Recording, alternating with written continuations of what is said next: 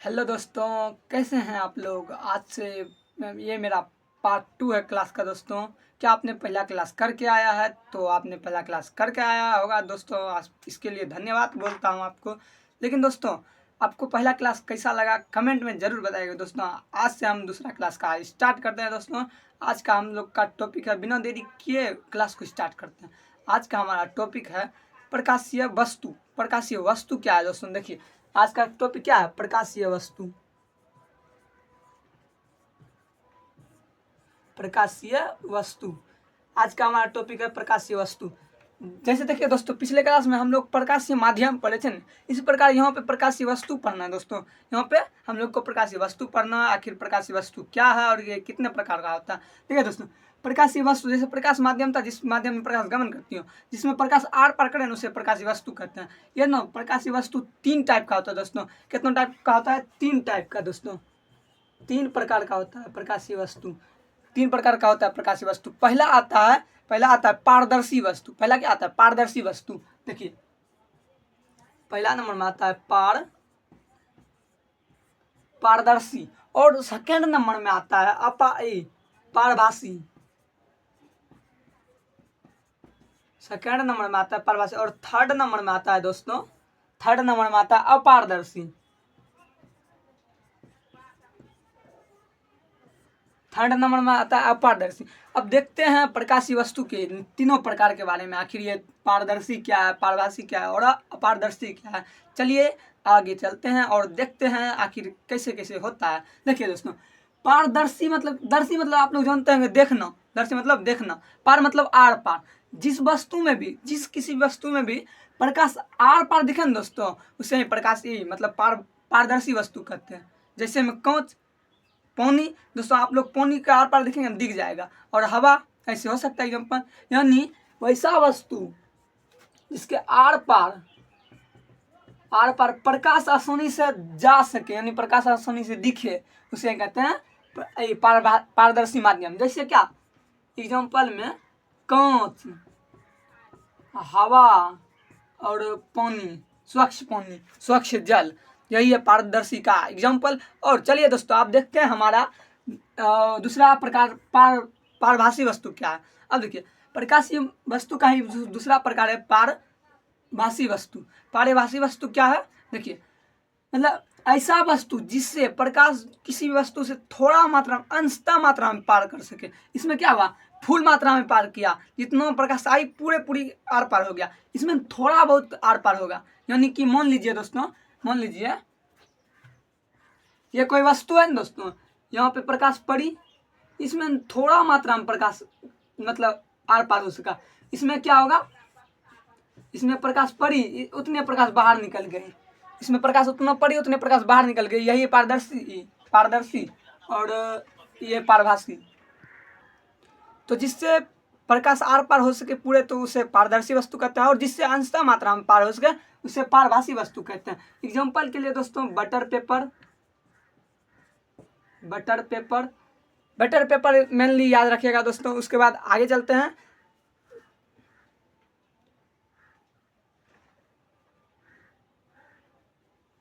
Butter paper हो गया। और एक एग्जाम्पल याद रखिएगा, घिसा हुआ कांच।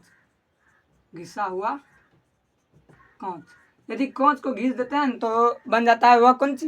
यदि सीधा कांच है तो कोई दिक्कत नहीं, यदि कांच को घिस देते हैं तो वह बन जाता है पारभासी वस्तु। अब हमारा मतलब प्रकाशीय वस्तु का तीसरा प्रकार है अपारदर्शी वस्तु। यह अपारदर्शी वस्तु क्या है? देखिए, जिससे प्रकाश पार नहीं कर सके ना, जिससे भी प्रकाश पार नहीं कर सके, उसे ही अपारदर्शी वस्तु कहते हैं। जैसे कैसे? देखिए, ये कोई वस्तु है, इसमें प्रकाश पड़ी लेकिन पार नहीं कर सकी, इधर नहीं आई प्रकाश, इसे ही कहते हैं कि अपारदर्शी वस्तु। जैसे में क्या? जैसे में कोई भी लकड़ी, आदमी, जानवर इत्यादि इत्यादि, यही सब न प्रकाशीय मतलब अपारदर्शी का एग्जाम्पल, जिससे प्रकाश पार नहीं कर सकती। अब आगे चलते हैं हम लोग। नेक्स्ट टॉपिक हम लोग का छाया। क्या है? छाया किसे कहते हैं? आखिर ये छाया क्या है और छाया मतलब पढ़ेंगे छाया किसे कहते हैं, छाया कैसे कैसे बनता है। देखिए दोस्तों, यदि आप लोग देखे होंगे उधर से प्रकाश पड़ रही, बहुत सारा प्रकाश पड़ रही, इधर पीछे में देखते हैं ना काला काला सा भूत नियर कुछ बना रहता है, जिससे बहुत सारा लोग डरा भी जाते हैं। कभी न कभी आप भी डराए होंगे, हम भी डराए हैं, हम तो कुछ डराए हैं, ये डराए हैं। इस ठीक है ना दोस्तों, वही है छाया। आखिर वो बना कैसे? हम क्या हैं? हम अपारदर्शी वस्तु हैं। किसी भी अपारदर्शी वस्तु प्रकाश पड़ी, क्या हमको प्रकाश पार कर पाई? नहीं ना। प्रकाश नहीं पार कर पाई तो पीछे जो है ना अंधेरा क्षेत्र बना, उसे छाया कहते हैं। तो छाया क्या है दोस्तों? कोई कोई कोई भी वस्तु, कोई वस्तु है जिससे जिससे प्रकाश जो है, जिसे प्रकाश पार नहीं कर सकती है। यानी कौन वस्तु है? यह अपारदर्शी वस्तु, अपारदर्शी वस्तु है जिससे प्रकाश पार नहीं कर पाते हैं। तो पीछे जो है ना, वस्तु के पीछे एक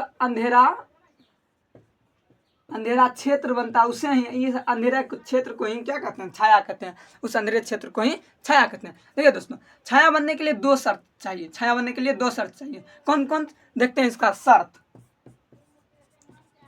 छाया बनने के लिए दो शर्त चाहिए। पहला नंबर दोस्तों, पहला नंबर चाहिए क्या? अपारदर्शी वस्तु होना चाहिए। अपारदर्शी वस्तु रहेगा तब न छाया मतलब प्रकाश पार नहीं कर पाएगी।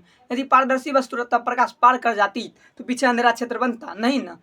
तो पहला नंबर होगा वस्तु अपारदर्शी रहना चाहिए, अपारदर्शी होना चाहिए। और दूसरा नंबर शर्त है दोस्तों, दूसरा नंबर शर्त है वस्तु दीप्त होना चाहिए, अदीप्त होना चाहिए। वस्तु अदीप्त होना चाहिए।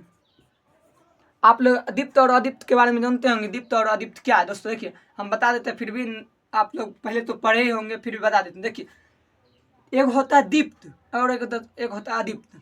दीप्त मतलब होता है जो प्रकाश स्वयं उत्सर्जित करता है, उसे दीप्त कहते हैं। हाँ, मतलब जैसे बल्ब, चंद्रमा, सूरज, चंद्रमा नहीं होगा दोस्तों, चंद्रमा ना सूरज के प्रकाश से चमकता है, इसीलिए क्या होगा? बल्ब होगा, सूर्य होगा, और कोनो सब ग्रह होगा। इसी तरह ग्रह से चीज़ चमकता है सूर्य के प्रकाश से नहीं ना। इसी प्रकार समझे। मेनली आपको दो याद रखना पड़ेगा, बल्ब और सूर्य प्रकाश। और देखिए दोस्तों, अदीप्त वस्तु क्या होता है? अदीप्त वस्तु चंद्रमा अदीप्त वस्तु है, क्योंकि यह अपना प्रकाश से नहीं चमकता है, यह जो है ना मतलब सूर्य के प्रकाश से चमकता है।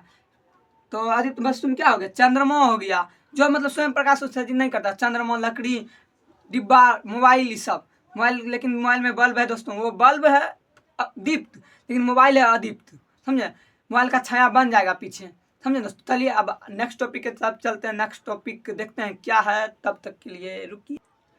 चलिए दोस्तों, हमारा नेक्स्ट टॉपिक का नाम है परावर्तन। आखिर ये परावर्तन क्या है दोस्तों? देखिए, परावर्तन होता है मेनली क्या जानते हैं? कोई भी चीज़ टकराया, उसके बाद वह उछल गया ना, उसे परावर्तन कहते हैं। मान लीजिए आप लोग की यहाँ पे क्रिकेट खिलाड़ी है, इसने गेंद को मारा, गेंद गया ऐसे जमीन पर पटकाया, जमीन के पटकने के बाद ये फिर उछलता है दोस्तों, यही है परावर्तन। फिर से टकरा के उछलना परावर्तन कहलाता है। यहाँ चूंकि यहाँ गेंद है तो गेंद का परावर्तन हुआ। यदि प्रकाश रहता है ना तो प्रकाश का परावर्तन होता है। समझे दोस्तों? किसी भी सतह से टकरा के वह लौट जाने की प्रक्रिया को ही परावर्तन कहते हैं।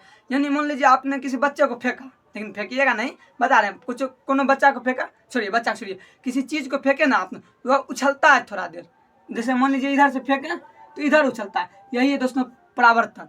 यदि यहाँ पे कोनो वस्तु के अलावा यहाँ पे प्रकाश रहेगा तो प्रकाश का परावर्तन हुआ, जो चीज भी रहेगा उसका परावर्तन हुआ। समझे दोस्तों? तो परावर्तन क्या लिखेंगे? किसी भी सतह से टकरा कर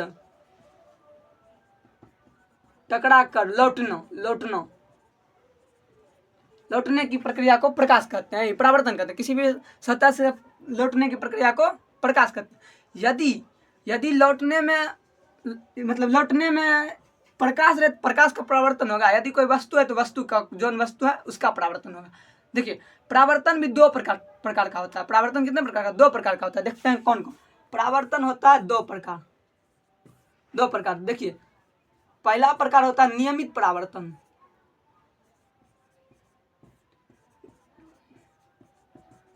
नियमित परावर्तन पहला होता है नियमित परावर्तन, और दूसरा होता है अनियमित परावर्तन।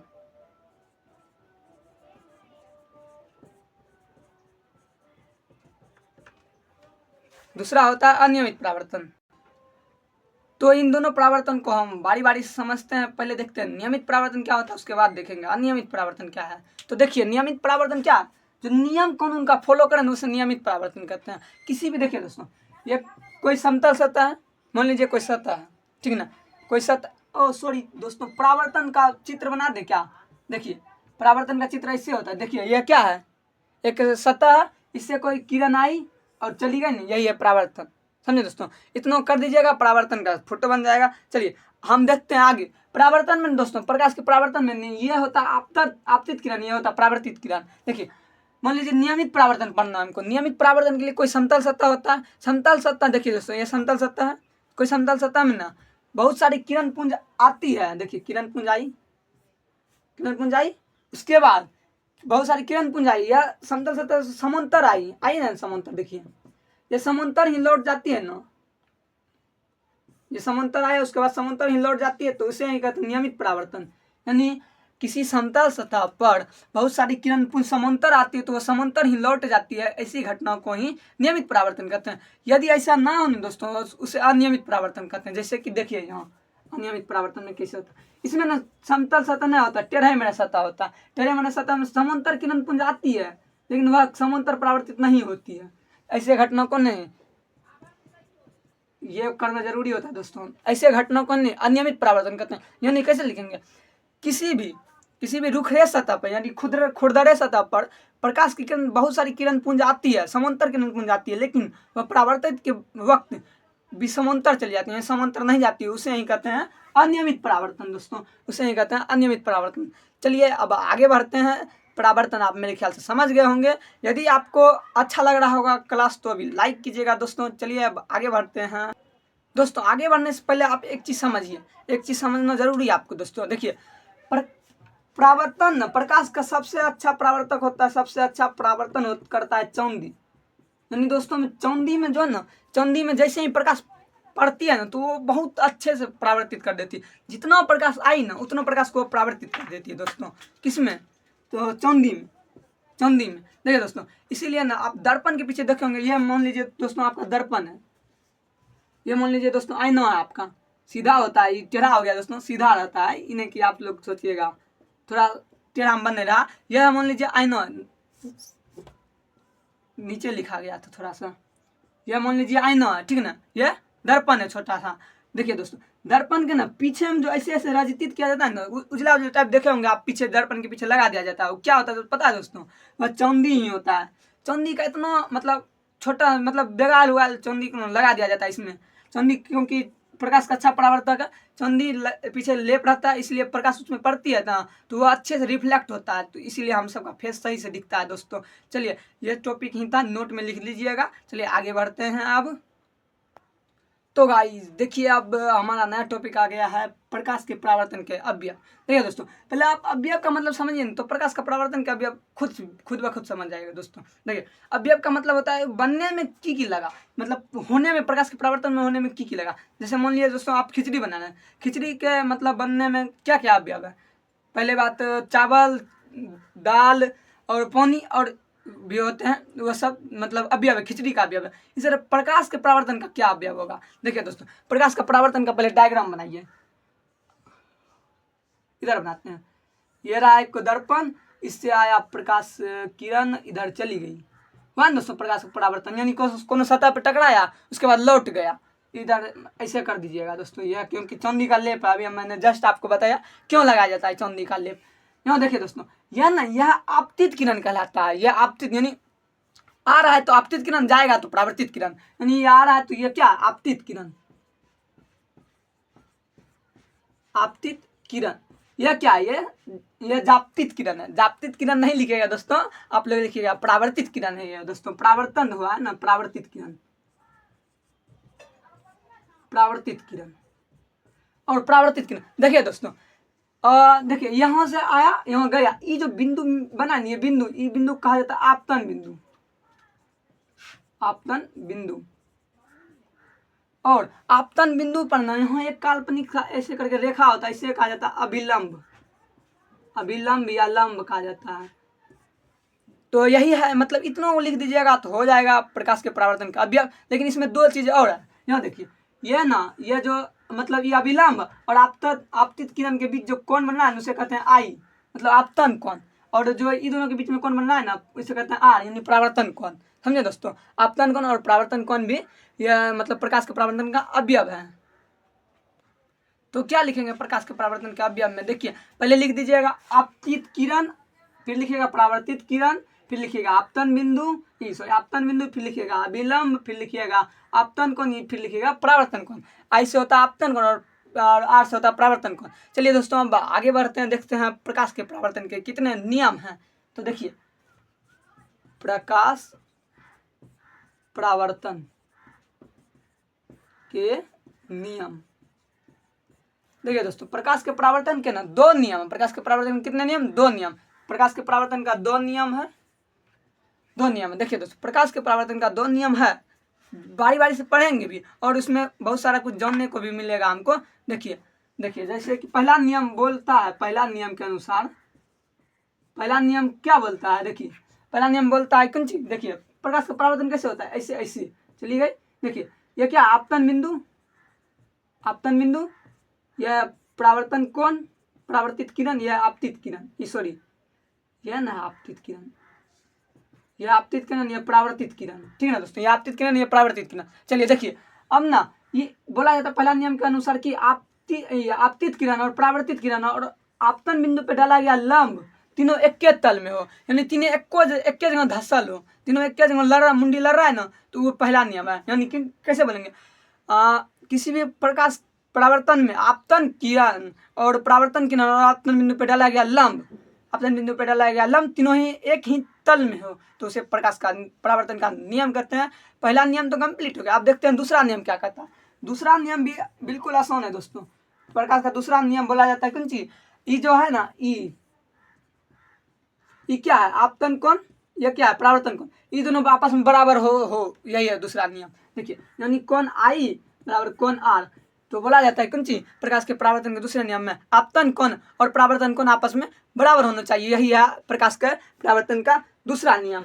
चलिए दोस्तों हम आगे बढ़ते हैं। अब आगे हमारा टॉपिक है विचलन। विचलन, पहले इस बोर्ड को साफ कर लेते हैं, उसके बाद विचलन समझते हैं क्या है, देखते हैं। अब तो आगे बढ़ते हैं और देखते हैं हम विचलन क्या है। विचलन देखेंगे क्या है। देखिए दोस्तों विचलन में ना प्रकाश परावर्तन होता है ना। देखिए प्रकाश का परावर्तन, ये मान लीजिए कोई किरण आ रही है, कोई किरण आ रही है।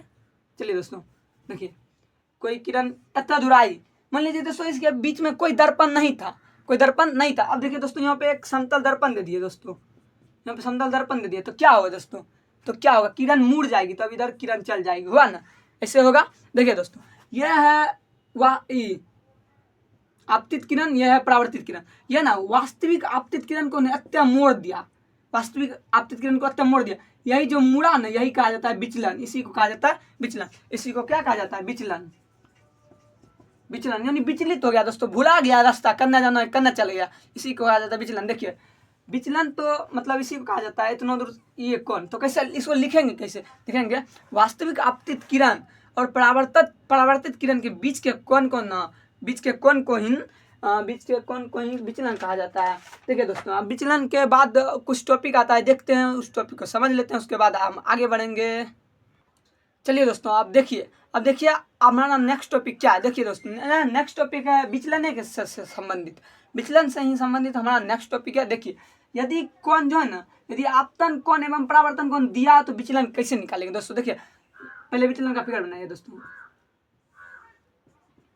ये हुआ विचलन, यहाँ से यहाँ तक विचलन हुआ। देखिए यह ना की बोल रहा आपतन कोण, ये रहा आपतन कोण और परावर्तन कोण दिया है। मान लेते हैं आपतन कोण थीटा दिया है, तो यह आपतन कोण थीटा तो परावर्तन कोण कितना होगा? क्योंकि यह दोनों आपस में बराबर होता है, तो इसलिए आपतन कोण थीटा तो परावर्तन कोण भी थीटा होगा, ये थीटा रहा। अच्छा दोस्तों आप लोग विचलन न निकालना, तो इसका मान पता चल गया, तो इस शीर्षाभिमुख से बराबर नहीं हो जाएगा, क्या कि दोनों का मुंडी लड़ रहा है दोस्तों। देखिए शीर्षाभिमुख आप लोग 9th क्लास में पढ़े होंगे, अभी तो मैं बता देता हूँ थोड़ा सा। देखिए दोस्तों यदि कोई ऐसे रहे ना, किसी का मुंह लड़ रहे हैं, तो ये दोनों आपस में कौन बराबर रहता है, ठीक है ना? इसी प्रकार यहाँ देखिए ऐसे मुंह लड़ रहा है दोनों का, ये दोनों ना आपस में बराबर। यदि हमको ई पता चल जाएगा तो ई पता चल जाएगा, ई पता चलेगा तो ई पता चलेगा, इससे का बराबर ई होगा, तो विचलन न निकाल देंगे दोस्तों। देखिए अच्छा मान लीजिए यहाँ से यहाँ तक ऐसे है, और यह लाइन क्या हुआ दोस्तों? दोनों मिला के क्या हुआ? 90 डिग्री। यह थीटा है तो ये 90 माइनस थीटा हो जाएगा, और ये इसके बराबर है, तो ये भी 90 माइनस थीटा हो जाएगा,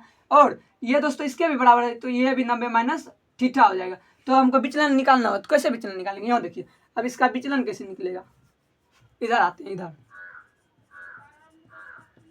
इसका विचलन कैसे निकलेगा दोस्तों? देखिए विचलन के लिए क्या क्या जोड़ना पड़ेगा, ये दोनों को जोड़ना पड़ेगा, यानी 90 माइनस थीटा प्लस में 90 माइनस थीटा। तो दोस्तों देखिए 90 माइनस थीटा करेंगे तो क्या होगा, देखिए 90 180 माइनस थीटा थीटा 2 थीटा हो गया दोस्तों विचलन। इतना ही ईजी है विचलन निकालना दोस्तों, समझे दोस्तों। अब देखो आगे बढ़ते हैं। देखिए दोस्तों आगे ना सतह के साथ कोण दिया है, इसका मतलब क्या हुआ दोस्तों? देखिए पहले यहाँ विचलन का डायग्राम बनाते हैं। विचलन के साथ डायग्राम बना दिया। देखिए दोस्तों क्या बोला, सतह के साथ कौन दिया है, सतह तो यह है, सतह के साथ कौन दिया है, यानी ये दिया है दोस्तों। मान लेते हैं ये थीटा है, ये थीटा, तो ये कितना हुआ, थीटा शीर्षाभिमुख से, तो ये दोनों बराबर है, ये भी थीटा हुआ, तो इसका कितना है जी, ये दोनों जुट जाएगा दोस्तों, यानी 2 थीटा हो जाएगा विचलन ये इसी दोनों का योग होता है, यानी वास्तविक आपतित किरण और परावर्तन किरण के बीच के कोण को क्या कहते हैं, विचलन कहते हैं। तो ये दोनों को जोड़ देंगे तो विचलन निकल जाएगा हमारा। तो बढ़ते हैं हम अपने नेक्स्ट टॉपिक की तरफ, ताल के लिए इसे मिटाते हैं दोस्तों। चलिए अब आगे बढ़ते हैं, देखते हैं हमें आगे क्या पढ़ना है। तो दोस्तों आगे हमें पढ़ना है प्रतिबिंब। आखिर प्रतिबिंब क्या होता है दोस्तों? आप लोग सुने होंगे प्रतिबिंब होता क्या है। एक चीज बता दूं दोस्तों आप लोग को, दर्पण को ही आईना कहा जाता है, आईना को ही दर्पण कहा जाता है। आप लोग जो घर में यूज करते हैं सिंपली सीधा सा दर्पण, उसे कहा जाता है समतल दर्पण। आगे देखेंगे दोस्तों, फिर भी हमने बता दिया। देखिए दोस्तों प्रतिबिंब क्या है, प्रतिबिंब मतलब फोटो क्या है, जो आईना में आप लोग देखते हैं शकल, वही है प्रतिबिंब। आखिर वो बना कैसे, प्रतिबिंब है क्या, चलिए इस टॉपिक में हम समझते हैं आखिर ये प्रतिबिंब क्या है। देखिए दोस्तों कोई भी मतलब यहाँ पे एक आदमी है, ये एक आदमी है, ये इस आईनों में मतलब अपना फेस दिख रहा है दोस्तों, इस आईनों में ये फेस दिख रहा है, तो यहाँ पे जो ना इसका प्रतिबिंब बन रहा है। देखिए दोस्तों ये फेस, ये मतलब कोई आदमी है यहाँ पे, ये अपना आईने में फोटो दिख रहा है कि मतलब प्रतिबिंब सही बन रहा है कि नहीं। देखिए दोस्तों प्रतिबिंब तो इससे ही समझते हैं क्या है प्रतिबिंब। देखिए मान लीजिए यह प्रकाश, यहाँ पे सूर्य प्रकाश है, यहाँ से सूर्य प्रकाश है। देखिए दोस्तों यहाँ पे सूरज है, सूर्य प्रकाश जैसे ही किसी वस्तु पे पड़ा, किसी वस्तु से परावर्तित के बाद, देखिए दोस्तों हम लोग में भी मतलब प्रकाश पड़ता है तो परावर्तित होता है, हम लोग के फेस पे पड़ा उधर गया, तब ना हम लोग का आकार बनता है दोस्तों। इसी तरह लिखेंगे कि किसी वस्तु पे प्रकाश किरण पड़ती है, तो पड़ने के पश्चात परावर्तन जब होता है तो वह किसी मतलब दर्पण में मिलती है या मिलती हुई प्रतीत होती है, यानी मिल जाती है कभी कभी या मिलती हुई प्रतीत होती है, उसे क्या कहते हैं, प्रतिबिंब कहते हैं। तो प्रतिबिंब कैसे लिखेंगे, तो किसी भी वस्तु से, किसी वस्तु में प्रकाश किरण पड़ती है तो वह परावर्तन के बाद जिस भी किसी बिंदु पर मिलती है, मिलती हुई प्रतीत होती है, उसे परावर्तन कहते हैं। दोस्तों अभी आप लोग नहीं समझ पाइएगा कि मिलती है या मिलती हुई प्रतीत होती का मतलब क्या है। चलिए हम देखते हैं आगे, आप लोग को समझाने की कोशिश करते हैं मिलती है या मिलती हुई प्रतीत होने का क्या मतलब है।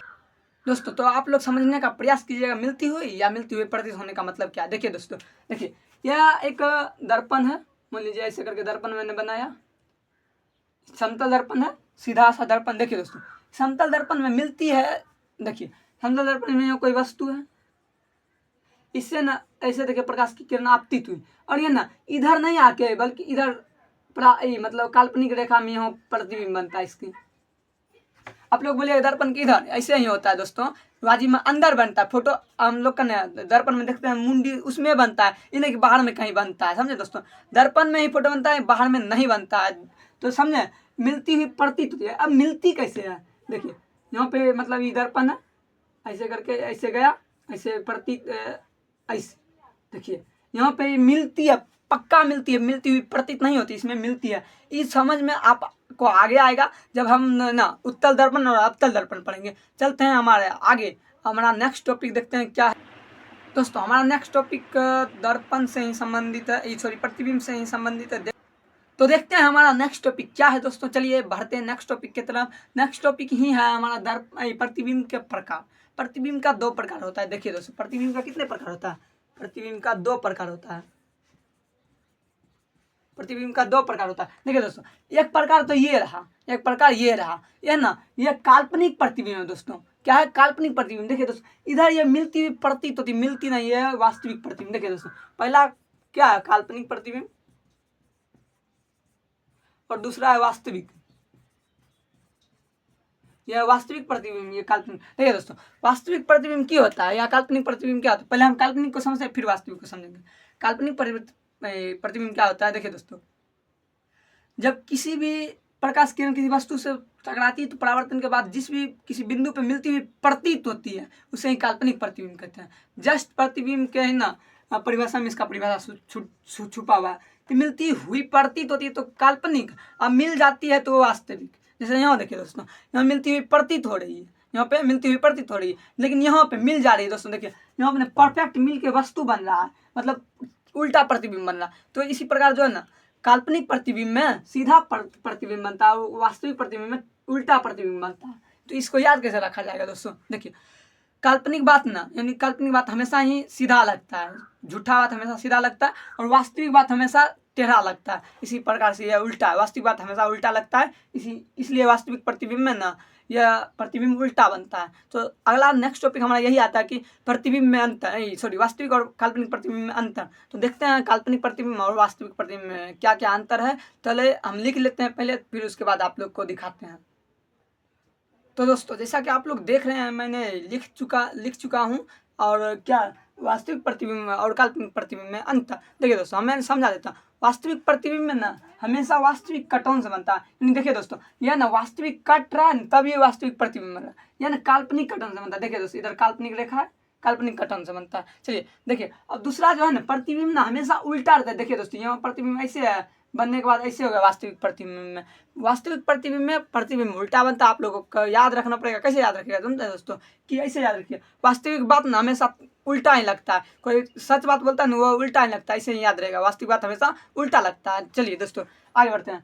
ये और काल्पनिक प्रतिबिंब में सीधा प्रतिबिंब बनता है, और इसमें जो दोस्तों प्रतिबिंब को पर्दे पर प्राप्त किया जा सकता है, यानी पर्दे पर उतारा जा सकता है। क्या? ये वास्तविक प्रतिबिंब को। अच्छा दोस्तों आप लोग कभी देखते होंगे किसी भी मेला में ना रामायण चलता है, बरकाता का मतलब तिरपाल रहता है, उसमें रामायण चलता है। कैसे होता है दोस्तों? देखिए उसमें ना इसी में ना वास्तविक प्रतिबिंब बनाया जाता है दोस्तों, और इसमें पर्दा पर उतारा जाता है, पर्दा पे सीधा उतरता है दोस्तों, समझे। और देखिए दोस्तों ये काल्पनिक प्रतिबिंब ना पर्दे पे नहीं उतारा जा सकता है, काल्पनिक प्रतिबिंब पर्दे पर नहीं उतारा जा सकता। और देखिए दर्पण के ये जो प्रतिबिंब ना इसमें दर्पण के हमेशा आगे बनता है। वास्तविक प्रतिबिंब दर्पण के, देखिए दोस्तों ये दर्पण ना इसके आगे प्रतिबिंब बन रहा, लेकिन काल्पनिक प्रतिबिंब में दर्पण के पीछे प्रतिबिंब बनता है। कैसे? देखिए ये दर्पण ना, ये प्रतिबिंब ये पीछे बना ना, दर्पण के अंदर प्रतिबिंब बनता है दोस्तों। चलिए और हमारा इधर एक नया टॉपिक लिखा है, समतल दर्पण का द्वारा बना प्रतिबिंब का विशेषता। समतल दर्पण में जो प्रतिबिंब बनता है दोस्तों उसकी विशेषता क्या है? देखिए दोस्तों यह है समतल दर्पण, किधर गया? यह है समतल दर्पण, समझे दोस्तों, यह है समतल दर्पण, इसका विशेषता बताना। अच्छा देखिए दोस्तों यह कट क्या बना है? यह काल्पनिक कटौन से बना है, यानी क्या ये काल्पनिक काल्पनिक प्रतिबिंब है। तो यह ना पहला अथी में यही लिखेंगे विशेषता में, यह काल्पनिक प्रतिबिंब होता है। और दोस्तों देखिए यदि कोई काल्पनिक प्रतिबिंब बन रहा है तो काल्पनिक प्रतिबिंब का सारा अथी उतार देंगे, मतलब सारा गुण विशेषता लिख देंगे उसमें, तो हो गया। ये मतलब समतल दर्पण में बन ही रहा है काल्पनिक प्रतिबिंब।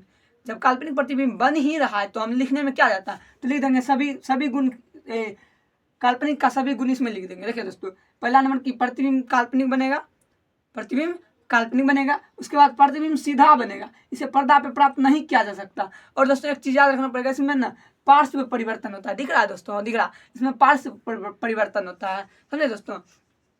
इसमें क्या होता है? पार्श्व परिवर्तन। पार्श्व परिवर्तन क्या है दोस्तों? मान लीजिए हम लोग ना अपने समतल दर्पण में से हाथ उठाते हैं ना, दायां हाथ उठाते हैं, लगता है उसमें कि बायां हाथ उठ रहा है दोस्तों, यही है पार्श्व परिवर्तन। यानी लिखा रहता है कुछ, दिखता है उसमें उल्टा, जिससे मतलब लिखा रहता है कुछ, दिखता है उल्टा। आप लोग करके देखिएगा दोस्तों अगर अपना जो है ना, जिसमें आप लोग रोज फेस देखते हैं, बड़े उठ के ऐसे बाल थकते हैं, वही उसी में दोस्तों आप लोग देखिएगा, समझे, उसमें पता चल जाएगा आप लोगों को। तो बढ़ते हैं हमारे नेक्स्ट टॉपिक के तरफ। ताल फिर भी इसको मिटा के तब ना नेक्स्ट टॉपिक बढ़ेंगे। देखते हैं, मजा आ रहा होगा तो आप लोग लाइक कीजिएगा दोस्तों। चलिए आप नेक्स्ट टॉपिक की तरफ।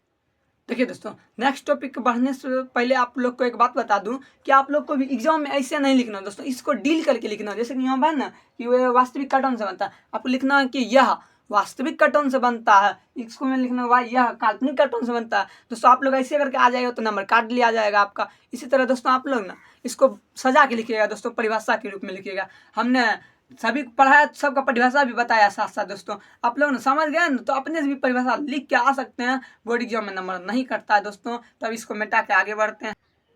तो गाइस चलते हैं हमारे नेक्स्ट टॉपिक की तरफ। आप लोग क्या सोच रहे हैं कि क्या आपने लिख दिया पीछे, इतना खतरनाक सा बात। देखते हैं ये खतरनाक कुछ नहीं है दोस्तों, आप लोग को 1 मिनट में समझ में आ जाएगा। सिर्फ आप लोग इस वीडियो में बने रहिए दोस्तों। यदि अच्छा लग रहा हो तो लाइक कीजिए दोस्तों, शेयर कीजिए, सब्सक्राइब कीजिए।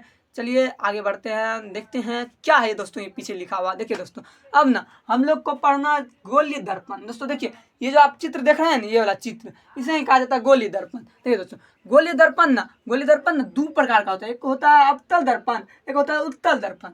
एक होता है अवतल दर्पण, एक होता है उत्तल दर्पण। देखिए दोस्तों, अवतल दर्पण क्या है? अवतल दर्पण क्या है? ये वाला दर्पण जो देख रहे हैं दोस्तों, ये है अवतल दर्पण। ये किससे निकाला गया? ये गोलीय दर्पण से निकाला गया दोस्तों। अवतल दर्पण गोलीय दर्पण से निकाला गया। देखिए दोस्तों, ये रहा अवतल दर्पण। इधर से काट दिया गया तो अवतल बन गया, इधर से काट दिया तो उत्तल बन गया। उत्तल दर्पण ये है। देखिए दोस्तों, तो अब क्या लिखेंगे? अच्छा दोस्तों, आप लोग ये समझ रहे हैं कि क्या किया जाता है इसमें? ऐसे करके ऐसे जो किया जाता है, ये डिक्चिक डिक्चिक डिक्चिक क्या किया जाता है दोस्तों? आप लोग समझ रहे हैं ना? ये ना रजितित किया जाता है। यानी हम बताए थे दोस्तों अगले मतलब पार्ट 1 में बताया था कि दोस्तों दर्पण के पीछे रजितित किया जाता है। वो क्या होता है?